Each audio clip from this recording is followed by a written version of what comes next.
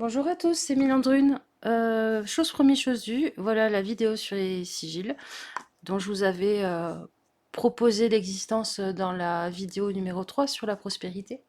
Et vous êtes pas mal à m'avoir dit que ça vous intéresserait. Alors, d'abord, qu'est-ce que c'est un sigil? Alors, un sigil, c'est un sceau. Ça vient de sigillum, qui veut dire signature. C'est une façon de mettre en graphie de façon simplifiée et qui prend donc sens, qui a un aspect de symbole pour vous, d'une d'une volonté, d'une intention et qui par le passé était aussi parfois la représentation, le sceau représentant une entité, qu'elle soit angélique, démoniaque, etc. On en retrouve dans les clavicules de Salomon, et puis aussi dans tout ce qui est alchimie. Alors, comment ça fonctionne? En fait, si vous croyez pas à la magie et tout ça, c'est très simple. C'est un peu comme ces bracelets pour arrêter de fumer, que l'on claque quand on a envie de fumer, pour pas fumer.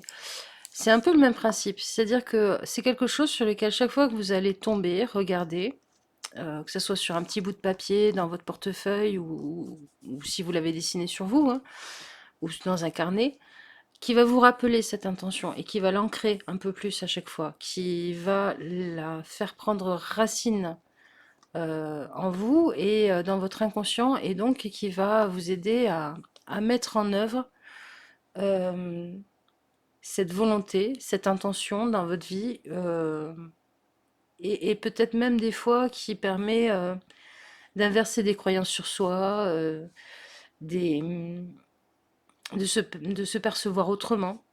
Si par exemple toute votre vie on vous a dit que vous n'étiez pas soigneux et que ça vous touche, et que vous n'êtes pas d'accord avec, vous pouvez faire un sigil qui est basé sur le fait que vous êtes quelqu'un de soigneux, qui prend soin des choses, et, réinverser cette croyance et cette tendance ancrée en vous. Euh, pour les personnes qui croient à la magie, qui ont besoin de symbolique et tout ça, bien sûr, vous pouvez le faire en faisant des rituels ou en ajoutant des éléments de graphie tels que l'alphabet thébain, dit alphabet des sorcières, l'alphabet énochien de John Dee, qui se veut rattacher au monde angélique, les alphabets cryptographiques des alchimistes qui utilisent les symboles des éléments, des planètes et tout ça.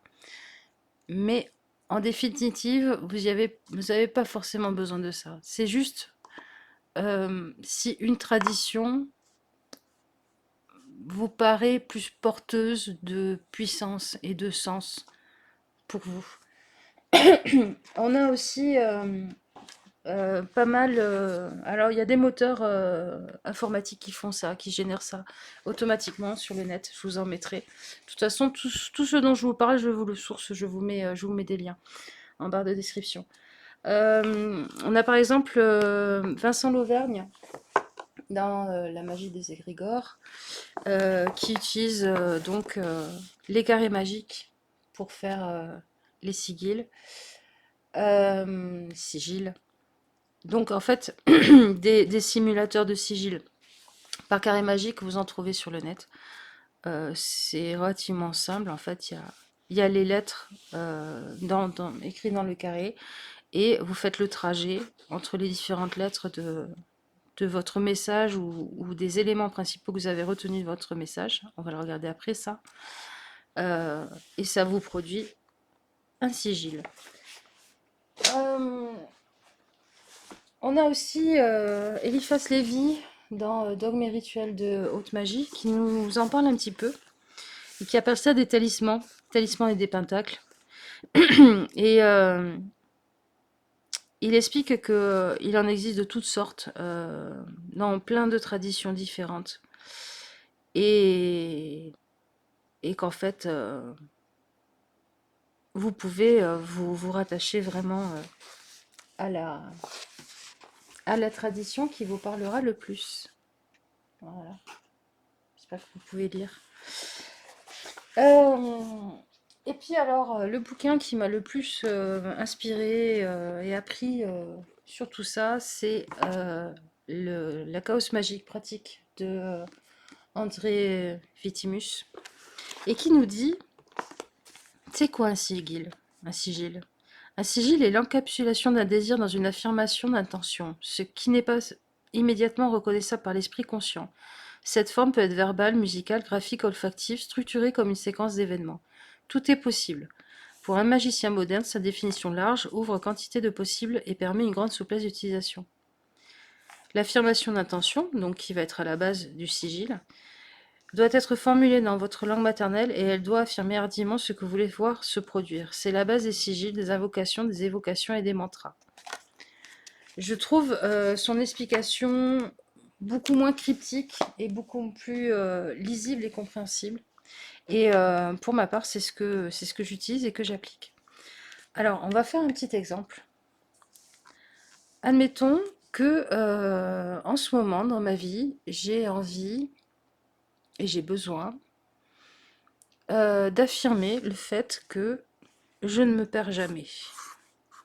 Je ne me perds jamais.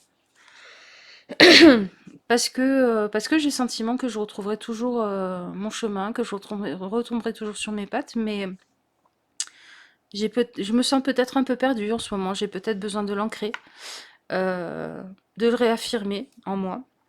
Alors, comment je vais m'y prendre? Déjà, je vais supprimer toutes les parties qui ne me servent à rien. Alors, la négation, je me perds jamais. Les doublons, le E, on l'enlève. On va en garder un. On verra si on le garde. Le J, on va le garder parce que J, c'est moi, c'est je, c'est l'affirmation. Le me, je sais pas si je le garde. Non. Et là, on en vient peut-être à un sens qui implémente encore plus. Je perds jamais, c'est aussi dans le sens où finalement, moi, ça me fait penser au fait que même quand j'échoue, j'apprends quelque chose. Donc, je ne me perds jamais non plus dans ce sens-là. Le P, on va le garder. Le E, on l'enlève. Le R, pas besoin. Le D non plus. Le J, on va le garder. Le A. Le M. Le I et le S. Alors, ça me donne JPJ. Donc, le J, on l'enlève. JPAMIS. Comment je vais faire ça maintenant? Alors, l'important, c'est que la graphie retransmette l'intention, le sens de votre phrase. Alors, je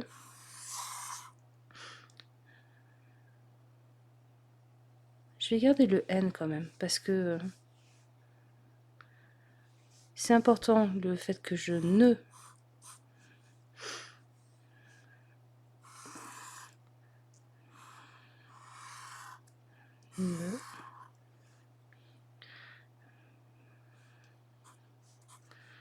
P, je ne me perds. Là, on a le P. Le A, je le vois ici. Le M, je vais faire une patte de plus au N pour faire un M. Je vais faire le I ici parce que en fait je sors toujours la tête haute. Et le S, je vois une boucle par ici. Alors, maintenant on va simplifier et on va lui donner une forme plus graphique, plus compacte. Alors, J.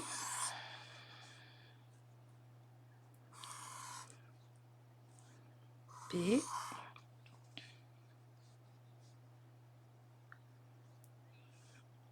Le A, le M et le N.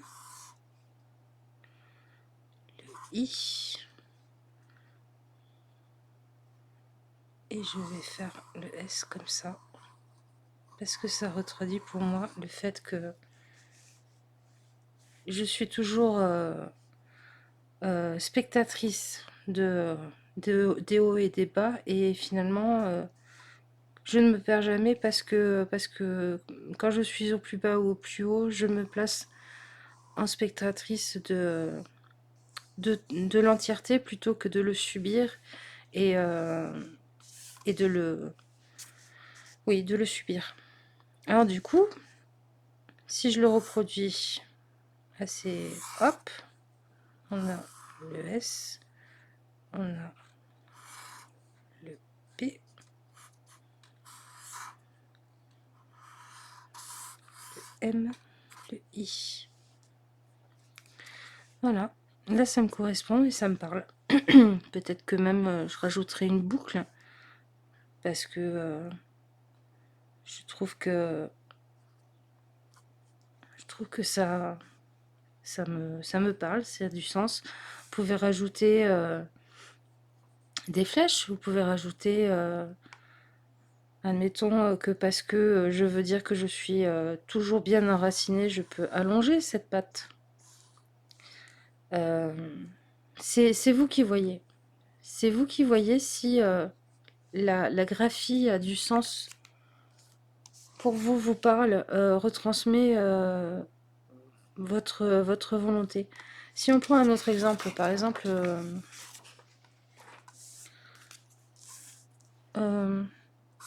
j'ai confiance. Parce que vous vivez des moments tourmentés et que vous voulez affirmer le fait que vous avez confiance dans votre destin, dans la vie, que ça va avancer et que la vie vous mènera toujours à bon port, on va dire. Alors, je pense que je vais garder le C, le O, le F, le I et peut-être le J. On va voir. Alors du coup, C, O, F, I, J. Alors, je vais faire un J comme ça. Le C, il est là pour moi. Je vais faire le O autour de celui-là. Je vais mettre un F comme ceci. Et voilà, le I est aussi ici. Donc ça me donne ce petit bonhomme un peu bizarre. J'ai confiance. Voilà, c'est des exemples un peu rapides, succincts. Bien sûr, il ne faut pas hésiter à revenir dessus, à le retravailler, jusqu'à temps que vraiment vous ayez le sentiment que ça correspond à l'intention que vous voulez y mettre, à l'intensité aussi.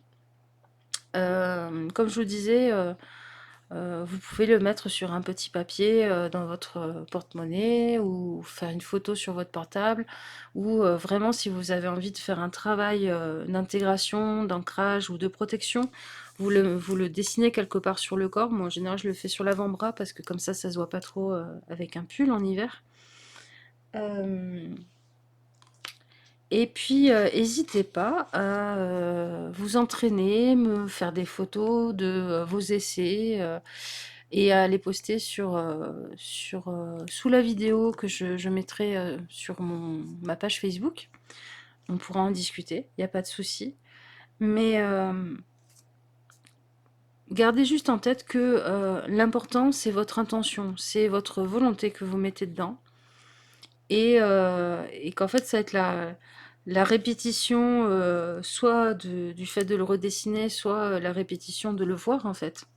D'en faire une constante dans un laps de temps qui fait soit ce qu'on appelle la magie, soit le permutage et l'ancrage de nouveaux schèmes psychologique, si vous êtes plus pragmatique. Et que si vraiment ça vous parle, si vraiment ça a du sens pour vous, si vous avez besoin que ça soit un peu complexe, pour que ça vous donne le sentiment d'avoir de la puissance, vous pouvez utiliser d'autres alphabets, des choses qui ont été utilisées à travers le temps par différentes populations qui entretenaient des savoirs et des secrets. Et puis si vraiment vous n'êtes pas doué et que vous voulez un truc rapide et que ça vous parle quand même, je vous mets les moteurs de, de création de sigil par Carré Magique qui existe un peu partout sur le net. Voilà, j'espère que ça vous aura aidé, que ça vous aura parlé, euh, que ça vous inspirera. Et je vous fais des bisous et je vous dis à bientôt. Ciao, ciao.